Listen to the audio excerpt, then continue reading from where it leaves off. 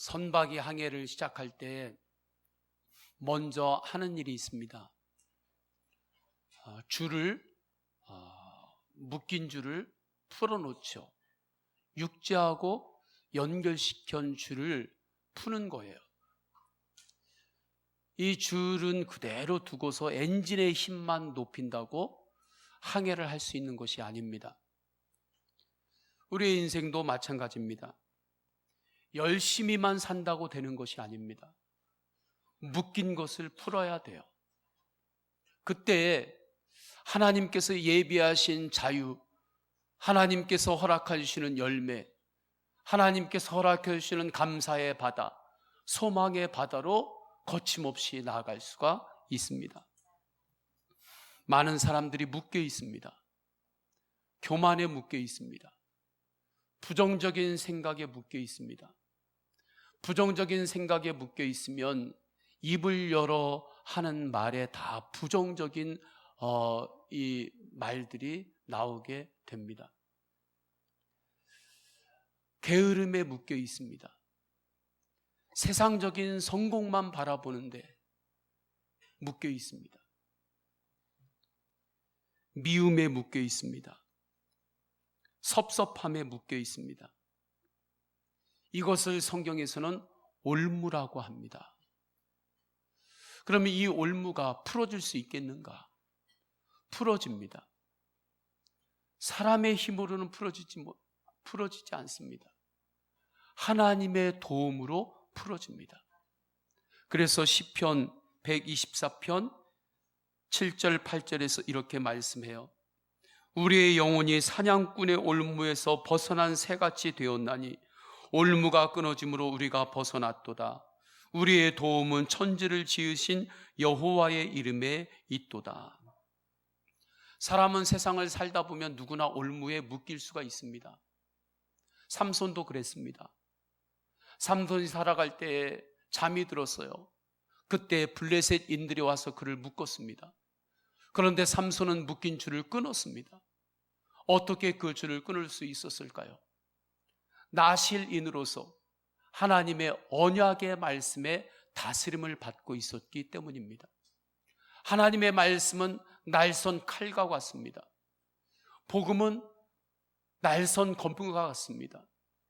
그래서 우리가 복음으로 나아갈 때 어떠한 세상에 묶여지는 줄도 하나님의 말씀의 칼로 끊을 수 있습니다. 말씀으로 묶인 것을 풀으시기를 축원합니다. 여러분은 묶여 있는 것이 있지 않습니까? 부정적인 생각에 묶여 있지 않습니까? 미움에 묶여 있지 않습니까? 염려에 묶여 있지 않습니까? 교만에 묶여 있지 않나요? 게으름에 묶여 있지 않나요? 그 모든 것들이 이 시간에 말씀 앞에서 예수님 안에서 풀어지기를 축원합니다. 뛰어야 하는데 큰 돌덩이를 뒤에 놓고 밧줄로 내 허리에 묶어놓고 뛴다고 해보십시오. 혼자 뛰기도 바쁜데 뒤에 큰 바위를 몸에 묶어놓고 뛰려니 그게 어떻게 잘 뛸 수 있겠습니까? 조금만 뛰어도 낙심이고 조금만 뛰어도 안 된다고 하고 이게 정말 될까? 감사도 없고 소망도 없는 거죠. 그 무거운 짐이 무엇인지 아십니까? 죄의 짐이에요. 죄의 짐은 오직 예수 그리스도의 십자가의 보혈로만 끊어집니다. 풀어집니다. 그래서 수고하고 무거운 짐진 자들아 다 내게로 와라. 내가 너희를 쉬게 하리라 말씀하신 거예요.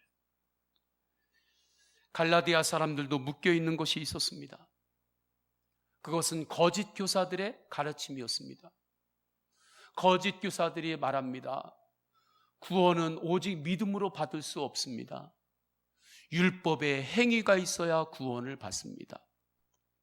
인간적으로 수행하고 인간적으로 행함이 있는 그것이 조건이 되어서 구원을 받을 수 있습니다. 그 주장에 많은 갈라디아 사람들의 영이 묶입니다. 그래서 사도 바울께서는 복음을 다시 선포하시는 거예요. 하나님의 말씀을 선포함으로 묶인 것들을 푸는 것입니다. 갈라디아서 3장 22절에서 23절 우리 다 함께 읽겠습니다. 시작. 예수 그리스도를 믿음으로 말미암는 약속을 믿는 자들에게 주려 함이라. 믿음이 오기 전에 우리는 율법 아래에 매인 바 되고 계시될 믿음의 때까지 갇혔느니라. 아멘. 이때 믿음은 예수님이에요. 이렇게 갈라디아인들은 예수님으로, 말씀으로 율법에 묶인 것들이 풀어집니다. 저는 오늘 말씀을 통해서도 우리 성도님들 안에 묶인 것들이 있을 때 풀어지는 역사가 일어나기를 주님의 이름으로 축원합니다. 그렇다면 우리가 구체적으로 어떻게 할 때 이미 묶인 것들을 십자가에서 이미 풀으셨는데 이미 풀어주신 그 은혜가 나에게 실제가 될 수 있는가? 첫째로 하나님 앞에서는 나의 한계를 철저하게 인정해야 합니다. 하나님 앞에서 나의 한계 철저하게 인정하시기를 주님의 이름으로 축원합니다. 사도 바울은 자기에게 한계가 없는 줄 알았어요. 그 당시에 최고의 학자인 가말리아 문화생으로 수학했습니다. 혈통이 좋았습니다. 가는 곳마다 자기를 따르는 무리들이 있었습니다. 그 당시에 정치적인 영향력이 강했던 대제사장의 인정을 받고 있었습니다. 기독교 박해하라고 하는 미션을 받았을 때 어디를 가든지 사도 바울은 성공했습니다. 다 잡아들였어요. 예수 믿는 사람들은. 그 자기의 미션을 다 성공시키면서 다녔던 거예요. 자기의 한계가 보이지 않았습니다. 그런데 다메섹 도상에서 부활하신 예수님을 만납니다. 그렇게 자기가 비난하고, 그렇게 자기가 죽음으로 끝났다고 그렇게 이야기하고 예수 믿는 사람들을 잡으려 다녔어요. 그런데 그 예수님이 부활하셔서 다메섹 도상에서 사도 바울에게 찾아오신 겁니다. 그때 사도 바울이 자기가 지금까지 주장했던 것들, 자기가 행동했던 것들이 얼마나 어리석은 것이었는지를 깨닫습니다. 정말 내가 무지했었구나. 영적으로 정말 무지했었구나. 자신의 한계를 철저하게 인정하면서 주님 앞에 엎드립니다. 그때 교만의 묶임으로부터 풀려나요. 지금까지 전혀 다른 시각으로 세상을 보게 됩니다. 믿음의 눈이 열리는 거예요. 믿음의 사람은 세상 사람들과 전혀 다른 시각으로 세상을 보는 사람이에요. 믿음으로 세상을 보는 겁니다. 말씀으로 세상을 보는 거예요. 그때부터 사도 바울에게 놀라운 일이 일어납니다. 내 한계를 뛰어넘어 역사하시는 예수님과 동행해요. 구체적으로 이러한 일이 있었죠. 사도 바울이 로마로 가는 배를 타고 있었죠. 그때 갑자기 유라굴로라고 하는 광풍이 불어닥칩니다. 배가 파선의 지경에 이르렀어요. 평생 배를 몰던 선원들입니다. 베테랑이에요. 전문가 중에 전문가들입니다. 그리고 그 배 안에는 그 당시에 세계 최강의 정예군 로마 군인들이 타고 있었어요. 그런데 그들도 두려움에 묶였어요. 두려움에 묶여가지고 아직 배가 파선이 되기도 전에 배에 타고 있는 죄수들을 우리가 먼저 죽여야 되느냐, 살려야 되느냐, 그 이야기를 하고 있었던 거예요. 그런데 그때 사도 바울은 하나님이 함께 하시니 안심하라. 내가 기도할 때 주님께서 말씀하셨다. 하나님께서 함께 하시니 안심하라. 그렇게 강력하게 선포합니다. 사도 바울은 그 순간에도 담대했어요. 주님을 바라보았기 때문에 두려움에 묶이지 않았습니다. 물론 배는 다 파선이 되었습니다. 그러나 그 배에 있었던 사람들은 하나님의 말씀으로 안정을 찾았고 한 사람도 죽지 않고 육지 섬으로 다 들어가서 살 수가 있었어요. 하나님의 놀라운 역사입니다. 하나님 앞에서 나의 한계를 철저히 인정하기 시작하면 그 사람은 이제는 내 힘으로 살지 않습니다. 그때부터는 믿음으로 사는 거예요. 이것이 신앙의 역설입니다. 하나님 앞에서 내 한계를 철저히 인정할 때 내 한계를 넘어 역사하시는 예수님을 믿고 사는 거예요. 지난주에 동행일기 사역을 하시는 목사님의 나눔이 있었습니다. 언젠가 우리 교회에 오셔서 설교를 하셨던 김승혜 목사님이십니다. 예수님과 동행하는 운동이라고 하는 EGM 선교단체의 리더로 활동하고 계세요. 그분이 일기를 쓰셨는데 일기의 제목이 뭐냐면 나의 한계를 뛰어넘어 역사하시는 주님이었습니다. 그리고 이렇게 고백을 해요. 이미 EGM 사역 시작할 때부터 제가 할 수 있는 영역을 뛰어넘어서 진행되는 것이었습니다. 앞으로의 역사도 모두 제 영역을 뛰어넘는 것들입니다. 시작하신 분도 주님이시고 인도하실 분도 주님이시기에 걱정보다는 주님을 더 의지하고 바라보게 됩니다. 주님께서 일하실 때 순종하는 자리에 있게 하소서. 목사님의 고백은 두 가지죠. 하나님 앞에서 나의 한계를 철저히 인정하는 거예요. 또 하나는 나의 한계를 철저히 인정하며 주님을 바라볼 때에 나의 한계를 넘어서 역사하시는 예수님을 나는 만났습니다. 예수님을 바라봅니다. 그 고백입니다. 제가 보아도 그렇습니다. 예수 동행 일기를 쓰고 예수 동행을 하는 이 선교 사역이 불같이 세계로 정말 번져가고 있습니다. 언젠가도 한번 말씀드렸지만 최근에는 또 더 하나님께서 성령의 불을 전 세계에 번져가게 하고 있어요. 말레이시아에서 예수 동행 일기를 쓰는 사람들이 일어납니다. 캄보디아에서 예수 동행 세미나가 준비되고 있고, 일본에서, 호주에서, 또 미주에서 예수 동행 일기를 쓰는 사람들이 일어나요. 정말 주님과의 동행을 갈망하고 끊임없이 나가는 사람들이 정말 이 땅 가운데 얼마나 곳곳에 사모하며 나가는 사람들이 많은지 모릅니다.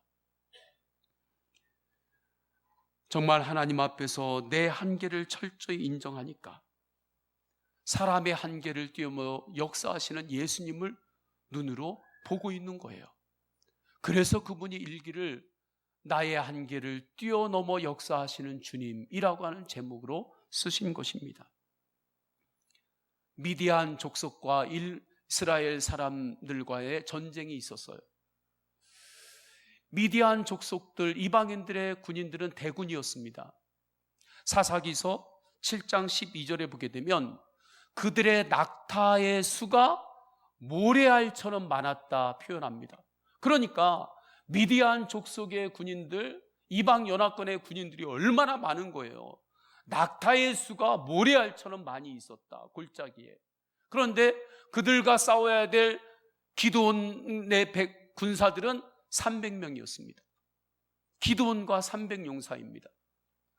기드온은 내 힘으로는 이 싸움을 승리로 이끌 수 없다는 것을 정확하게 알았어요. 진짜 리더는 어떤 사람이 리더인지 아십니까? 내 한계를 정확하게 아는 사람이 리더예요. 내 한계를 정확하게 모르는 사람의 리더를 삼고 그 사람을 따라가면 정말 어려운 일이 일어나는 거예요. 기드온은 자신의 한계를 정확하게 알았어요. 이것은 내가 이끌어서 내가 싸워서는 이것을 이길 수 없다. 그래서 더욱더 하나님만을 의지하며 싸웁니다. 성도님들이 이 세상에서 살아갈 때 세상과 겨루어야 할 때가 있죠. 그때 내 힘만으로 이길 수 없는 싸움들이 있어요. 그때 더욱더 하나님을 의지하며 세상과 겨루시기를 주님의 이름으로 축원합니다. 기드온과 300용사가 오직 주님을 의지하며 나갈 때에 승리했어요. 엄청난 미대한 족속과 대군과의 그 수적 열세에도 불구하고 승리했습니다. 그 승리는 주님이 하신 거예요. 성도는 하나님 앞에서 나의 한계를 철저하게 인정할 때 그때 강해집니다. 할렐루야. 겸손할 때 강해지는 거예요. 교만할 때는 약해지는 거예요. 교만할 때 꺾이는 거예요. 교만할 때 무너지는 거예요. 겸손할 때 하나님께서 우리를 세우십니다. 하나님 앞에서 나의 한계를 철저하게 인정할 때 그때부터는 나의 약한 것만 바라보지 않습니다. 왜요? 이미 바닥을 쳤거든요.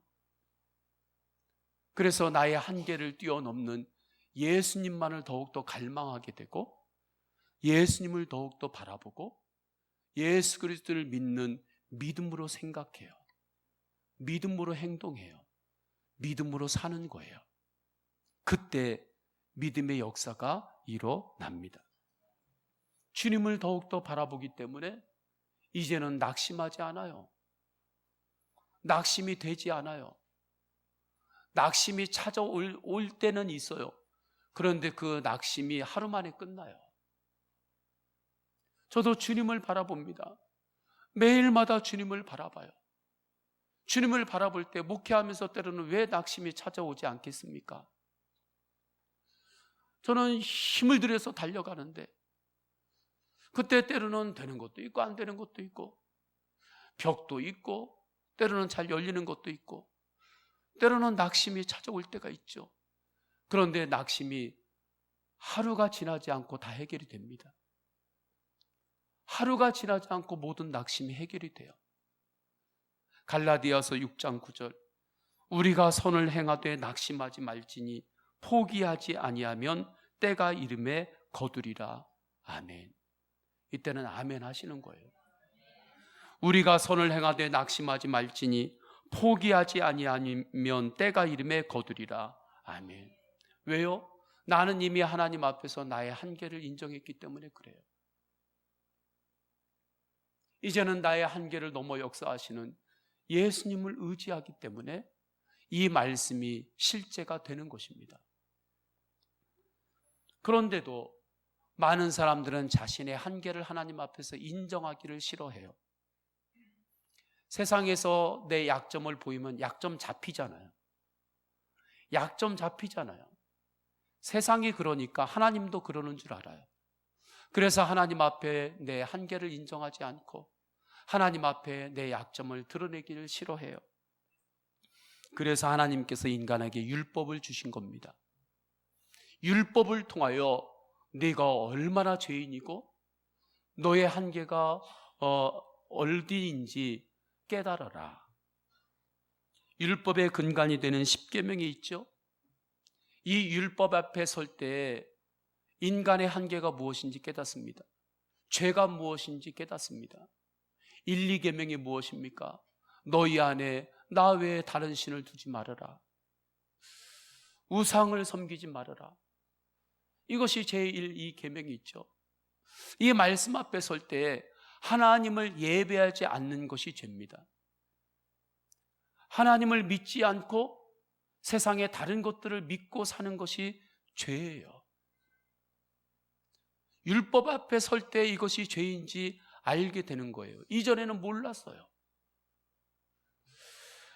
요한복음 요한 1서 3장 15절에는 그 형제를 미워하는 자마다 살인하는 자니 말씀하고 마태복음 5장 28절에는 마음의 음욕을 품은 것도 이미 간음한 것이다라고 말씀하십니다. 형제를 마음으로 미워하잖아요. 그건 살인하는 거다. 마음으로 조금 음욕을 품었어요. 그것은 이미 간음한 거다. 율법이 이렇게 말씀하시는 거예요. 그러니 하나님 앞에서는 마음으로 죄를 생각만 해도 이미 죄인인 거죠. 그렇기 때문에 율법 앞에 설 때에 스스로를 자기가 속이지만 않는다면, 내가 나를 교묘하게 속이지만 않는다면 하나님 나는 죄인입니다. 고백할 수밖에 없어요. 하나님 앞에서 나는 죄인입니다 고백하지 않는 사람은 자기가 자기를 속이고 사는 사람이에요. 나의 영적인 한계를 철저하게 인정하는 것입니다. 이때에 내 한계를 넘어선 은혜를 갈망하게 돼요. 은혜에 대한 목마름이 생겨요. 은혜 아니면 살 수 없습니다. 저는 지금도 하나님의 은혜를 갈망해요. 목회를 수십 년 하고 하나님 아버지 앞에 끊임없이 은혜를 받는데도 또 저는 주님 앞에 기도할 때마다 하나님, 제가 주님의 은혜를 갈망합니다. 주님의 은혜가 아니면 제가 목회를 할 수 없습니다. 여태까지 목회한 그 경력, 그걸로 하나님 목회를 단 하루도 할 수 없습니다. 은혜가 아니면 목회를 할 수 없으니 주님, 저에게 은혜를 부어 주옵소서. 은혜를 갈망합니다. 매일마다 하나님 앞에 기도하는 것이 이 기도 제목입니다. 이러한 것들을 율법을 통해서 배우는 거예요. 율법을 통해서 깨닫는 거죠. 그래서 24절에 이렇게 말씀합니다. 우리 다 함께 읽습니다. 시작. 이같이 율법이 우리를 그리스도께로 인도하는 초등교사가 되어 우리로 하여금 믿음으로 말미암아 의롭다함을 얻게 하려 함이라. 아멘. 율법이 우리를 그리스도께로 인도하는 초등교사가 된다. 이때 초등교사는 초등학교 교사가 아니에요. 이 당시에는 로마의 어린이들이 성인이 될 때까지 그를 가르치고 통제하고 돌보는 사람이 있었어요. 종이었어요. 노예 중에 똑똑한 노예들을 그렇게 붙였어요. 그런데 이때는 16살 정도를 성인으로 봤는데, 그때가 지나면 그 다음에는 그 사람은 다시 종으로 돌아가요. 그를 초등교사라고 불렀는데 율법이 그러한 초등교사와 같다는 것이죠. 즉 뭡니까? 율법에는 한계가 있다는 뜻입니다. 병원에 가면 피 검사를 하죠. CT 촬영을 하죠. 내시경을 합니다. 피 검사를 해서 병명을 확인을 하는 거예요. 내시경을 해서 병명을 찾는 거예요. 거기까지예요. CT를 찍어서 그것이 몸에 치유가 됩니까? 아니에요. 치유가 되는 것은 그 다음에 약을 먹고 수술을 하든지 그러할 때 몸이 치료가 되는 거예요. 율법은 무엇인 줄 아십니까? 하나님 앞에서 내가 죄인인 것을 알려주는 데까지예요. 죄로부터 우리를 구원할 수 있는 능력은 오직 믿음에 있습니다. 율법은 하나님 앞에서 내가 얼마나 부족한 사람인지 나의 한계를 알려주는 거예요. 믿음은 나의 한계를 뛰어넘는 예수님을 바라보며 살게 하는 거예요. 율법으로 살면 율법의 다스림을 받아요. 믿음으로 살면 그 인생은 믿음의 다스림을 받습니다. 그래서 팀 켈러는 율법은 우리가 의롭지 못함을 알려줄 능력은 있으나 우리에게 의로워지는 능력을 줄 수는 없다. 율법을 통해 나는 아무것도 아님을 깨달을 때 비로소 은혜의 눈이 열립니다. 가족끼리도 마찬가지입니다. 가족끼리 율법으로만 자꾸 이야기하면 당신이 이거 잘못했잖아, 당신이 이거 잘못했잖아 이야기하면 그것을 알려주는 데까지예요. 그것을 회복시키는 것은 안 됩니다. 은혜로 회복이 되는 거예요. 할렐루야. 예수 그리스도의 은혜, 사랑으로 회복이 되는 거지 이거 잘했잖아 잘못했잖아 알려주는 것으로 회복이 되는 것이 아니에요. 찬양 중에 나는 아무것도 아닙니다. 주님의 사랑이 없으면 나는 아무것도 모릅니다.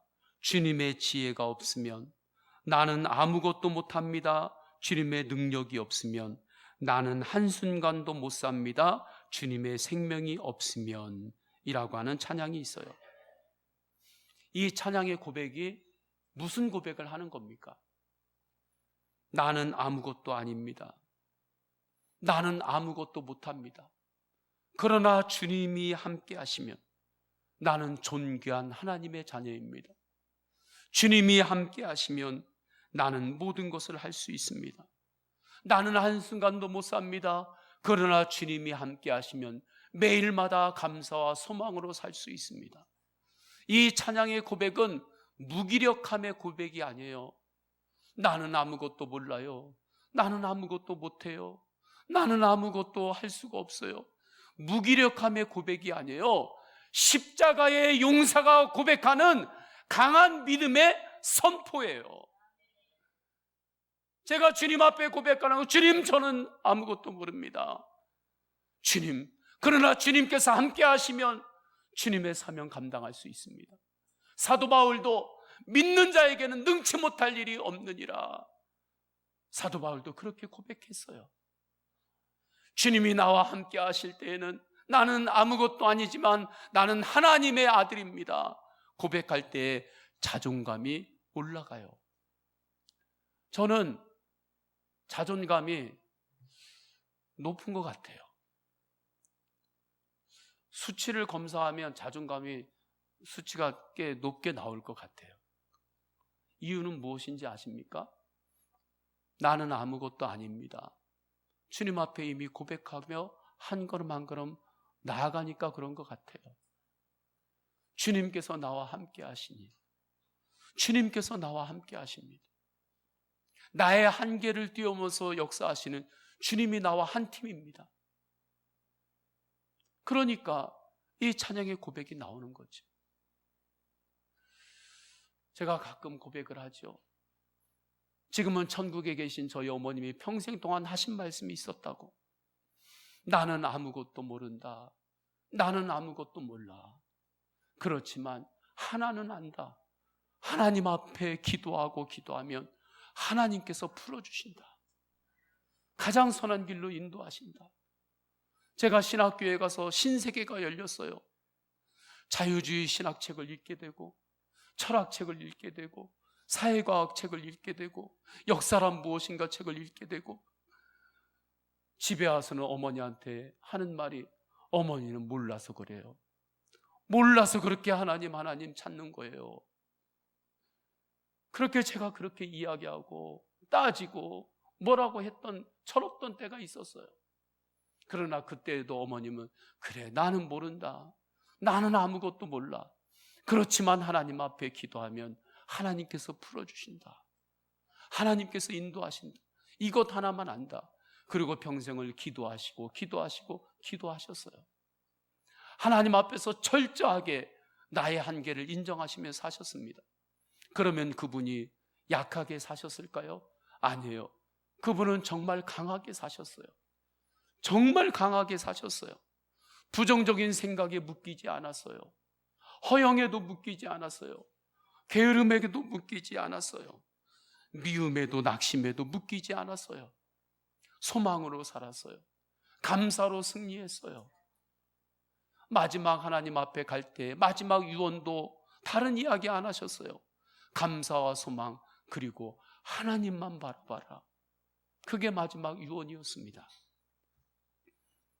하나님 앞에서 나의 한계를 철저하게 인정하세요. 그리고 나의 한계를 넘어 역사하시는 예수님을 바라보세요. 그때 이미 예수님께서 묶인 것들을 이미 다 풀으셨어요. 할렐루야. 이미 다 풀으셨어요. 이미 풀어주신 것이 나에게 실제가 됩니다. 둘째로, 묶인 것들이 풀어지는 역사는 하나님께 맡기는 기도를 지속적으로 할 때 일어나요. 사도행전 12장에 보게 되면 베드로가 감옥에 갇힙니다. 헤로당이 잡아들인 거예요. 헤로당은 예수 그리스도를 십자가에 죽인 그 세력 중에 한 인물이에요. 그러니 베드로를 잡아들였어요. 유월절 때 이제 사형 집행을 하려고 합니다. 베드로에게는 이것으로 그의 인생이 끝나는 줄로 생각을 했어요. 인생의 결론이 여기인 것 같았습니다. 그런데 그때 놀라운 일이 일어나요. 교회에서 기도하기 시작합니다. 베드로도 하나님께 모든 것을 맡기며 순교하면 순교하리라, 그 각오로 감옥에서 주님을 바라보며 기도했을 것입니다. 이때 이들이 붙잡았던 말씀이 무엇이었겠습니까? 마태복음 28장 20절에 내가 세상 끝날까지 너희와 항상 함께 하리라. 세상 끝날까지 너희와 함께 하리라. 항상 함께 하리라. 이 말씀 붙들고 하나님 아버지 앞에 기도한 거예요. 베드로가 지금 감옥에 갇혀 있을 때 그 자리가 베드로에게는 세상 끝날인 것 같을 수 있었습니다. 그러나 그 순간에 그 현실만 바라보지 않았어요. 나와 함께 하시는 예수님을 붙들었습니다. 살아계시는 예수님을 바라보았어요. 그러니까 감옥 안에서도 힘이 난 거예요. 망해 가는데도 힘이 나는 거예요. 두려움에도 묶이지 않았습니다. 부정적인 생각에도 묶이지 않았습니다. 낙심에 묶이지 않았습니다. 오히려 그의 기도는 더 강해졌습니다. 그때 놀라운 일이 일어나요. 베드로를 묶었던 쇠 사슬이 풀어집니다. 사도행전 12장 7절에 호련히 주의 사자가 나타나며 옥중의 광채가 빛나며 또 베드로의 옆구리를 쳐 깨워 이르되 급히 일어나라 하니 쇠사슬이 그 손에서 벗어지더라. 아멘. 옆 사람 이렇게 툭 치면서 빨리 깨어 일어나 한번 해보세요. 깨어 일어나세요. 깨어 일어나세요. 주의 사자가 와서 믿음으로 깨어 일어나, 깨어 일어나. 그때 일어날 때 사슬이 풀어져요. 제게 가끔 찾아오셔서 만나게 되는 지역의 한 권사님이 계십니다.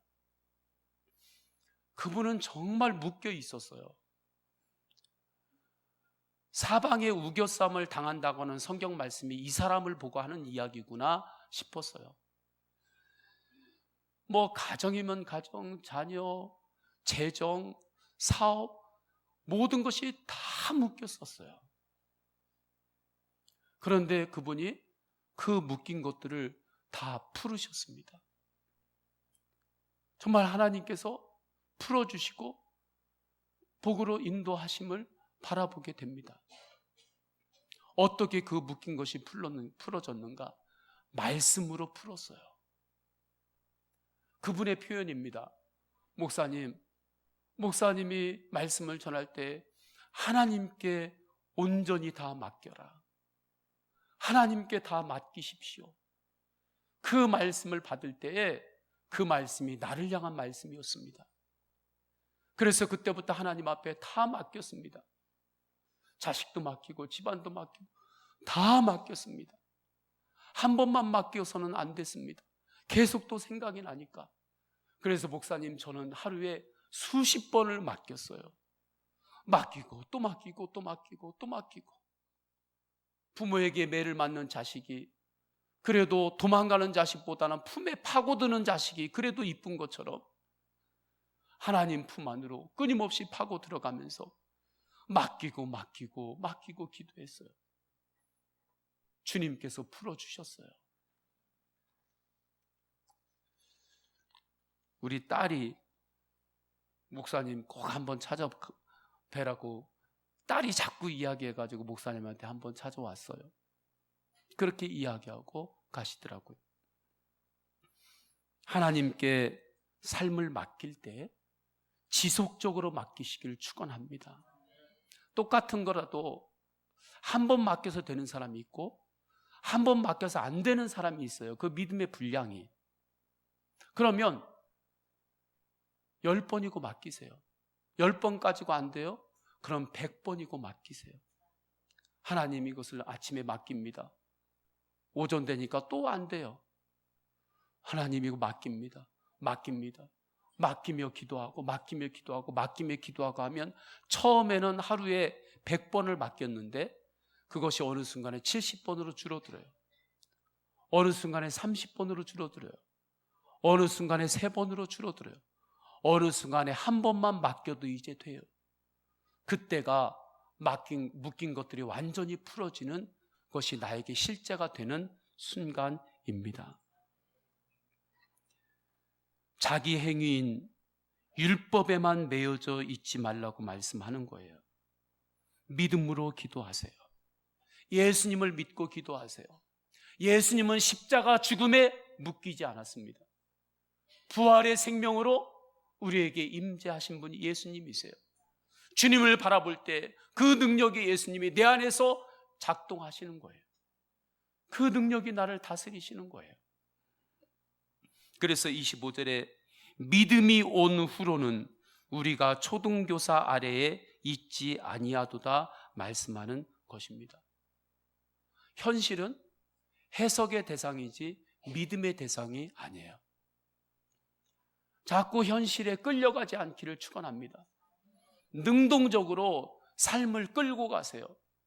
그 방법이 무엇인지 아십니까? 하나님 앞에 내 삶을 맡기고 기도하는 거예요. 그 사람이 능동적인 삶을 살 수 있어요. 그렇게 살았던 사람이 윌리엄 캐리라고 하는 현대 선교의 아버지라고 불리는 분이세요. 이분이 인도에서 선교를 하셨습니다. 인도에서 선교를 하실 때 1800년대에 선교를 하셨는데, 그러니까 얼마나 힘든 상황 가운데 선교를 하셨겠습니까? 그러나 이분은 세상의 가치에 묶이지 않았어요. 하나님의 영광을 바라보면서 살아가셨어요. 세상을 변화시키는 삶을 살았어요.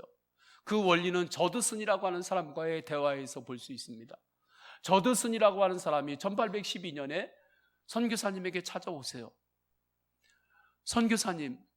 선교사님의 인생에 그 구비구비가 너무나 많이 있었는데 그 역경들을 어떻게 다 이기면서 여기까지 오셨습니까? 그때 선교사님이 아무 말도 하지 않고 그 사람 손을 잡고 정원 구석으로 데리고 갑니다. 정원 구석이 선교사님의 기도처였어요. 기도처를 보여주면서 이렇게 이야기합니다. 여기가 나의 예배 장소이자 기도 자리입니다. 이 자리가 없었다면 나는 계속해서 닥쳐오는 고난을 이겨내지 못했을 것입니다. 나는 매일 새벽 5시마다 이 자리에 와서 하나님께 기도합니다. 그리고 하나님이 지으신 저 꽃들을 바라보며 묵상을 하고 꽃과 이야기를 합니다. 그리고 저녁이 되면 밥을 먹고 나서 손에 성경을 들고 다시 이 자리로 옵니다. 무슨 말씀입니까? 하나님 앞에 지속적으로 맡기며 기도했다는 거예요. 매일마다 우리가 합심 기도를 하고 있습니다. 문자로 합심 기도 제목을 제가 기도로 준비하고 그리고 보내요. 매일마다 합심 기도 제목을 적는 거, 기도로 준비하는 거 그렇게 쉬운 것만은 아니에요. 매번 기도 제목이 똑같은 것 같지만 저는 그 기도 제목을 하나님께 받으려고 그날 큐티의 말씀을 묵상하고 또 기도로 준비하고 생각하고 하나님 앞에 엎드리며 간구하고 그 시간을 드리면서 그 기도 제목 한 줄을 받는 거예요. 그 기도 제목을 받고 하나님 앞에 합심 기도를 할 때에 합심 기도하기 몇 시간 전부터 주님을 다시 바라보게 돼요. 합심 기도하는 시간이 1분, 2분밖에 안 되는 것 같지만 그 위에 10분, 20분을 또 주님을 바라보게 되는 거예요. 어떤 때는 이러한 때도 있습니다. 정말 하루가 너무 바쁘게 이것저것 막 하다 보면 밤 8시가 됐는데 갑자기 합심 기도 생각이, 기도 제목을 빨리 준비를 해야 되는 생각이 나요. 그럼 그때 하나님 앞에 또 기도하고 말씀을 큐티를 하면서 묵상하면서 기도 제목을 받아서 또 기도 제목을 보내는 거예요. 근데 그렇게 기도를 매일 하면서 나아갈 때에 놀라운 것은 믿음이 생기는 겁니다. 주님 앞에 맡기며 기도할 때 믿음이 생겨요. 그러니까 현실적으로 볼 때는 불가능한 것 같던 기도 제목을 합심해서 기도하는 거예요. 믿음이 생겨요. 하나님께서 하시면 하신다. 그래서 하나님 복음으로 북한의 문이 열리게 하여 주옵소서. 하나님 북한에서 사람을 숭배하는 것이 아니라 하나님을 속히 예배하는 날이 오게 하여 주옵소서. 인간적으로 볼 때는 불가능한 것 같지만 믿음으로 기도할 때 하나님이 하시겠다는 확신이 생겨요. 하나님께 맡기며 나아갈 때 주님께서 주시는 은혜인 거죠. 어릴 적에 실이 많이 있었잖아요. 우리 집에서 제가 우리 아내보다 잘하는 것은 보면 병 따는 거, 뭐 반찬 이렇게 넣고 위에 이렇게 딱 넣어놨을 때 그거 따는 것은 제가 아내보다 좀 잘하는 것 같아요. 그래서 안 되면 여보 이거 좀 열어줘요. 그럼 제가 가가지고 힘을 열어주고 어깨에 힘을 주고 식탁에서 나옵니다. 식당에서. 근데 아내가 잘하는 것이 있는데 묶인 것을 푸는 것은 잘해요. 복잡하고 그러면 여보 이것 좀 풀어봐 그러면 그걸 이렇게 잘 풀어요. 그러니까 풀어달라고 맡기죠. 어릴 적에 실이 많았어요. 집에는 실뜨기도 많이 하고 가벼운 실도 많았잖아요. 그거 가지고 뭘 하다 보면 실이 엉켜요. 어머니 실 좀 풀어줘요. 그러면 내가 볼 때는 못 풀을 것 같은데 어머니는 풀어요. 어떤 때는 실이 막 다 엉켜가지고 이것은 속으로 엄마도 못 풀 거야. 이것 좀 풀어줘봐요. 딱 주면은 가위로 앞뒤를 탁탁 자르고 그냥 탁 이어가지고 그냥 줄을 또 만들어요. 하나님 앞에 그렇게 맡기는 거예요. 내가 풀 수 없는 문제가 있을 때 정말 주님께 맡기며 기도하세요. 맡기며 지속적으로 기도하세요. 주님께서 풀어주십니다. 하나님 아버지 앞에 정말 모든 것을 맡기셨습니까?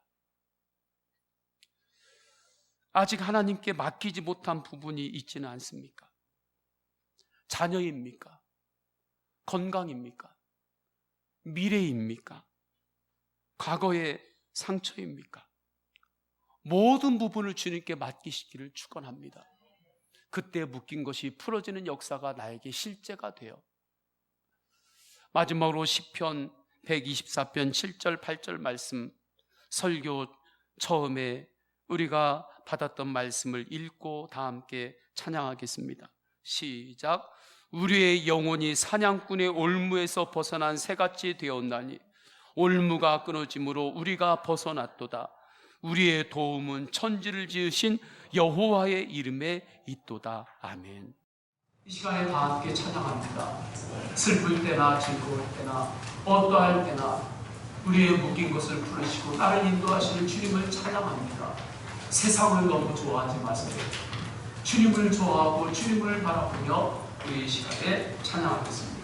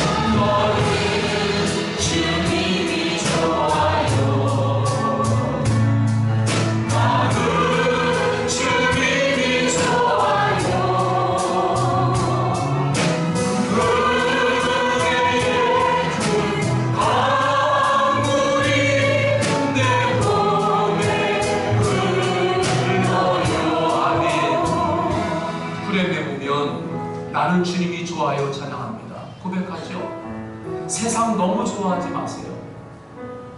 세상보다 주님을 더 좋아하시길 바랍니다. 세상에 먹고 싶은 건 내가 다 먹어서 먹고 싶은 거 다 먹는 것이 그것이 행복하다고 세상은 이야기합니다.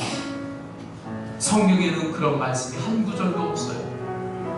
내가 먹고 싶은 거 다 먹는 것이 행복이라고 성경은 한 구절도 그렇게 이야기하지 않아요. 하나님의 뜻대로 사는 것이 행복이라고 말씀합니다. 세상 좋지요. 그러나 너무 좋아하지는 마세요. 주님을 좋아하시고 주님을 바라보세요. 우리 다 함께 2절 외롭거나 병들었을 때 찬양하십니다.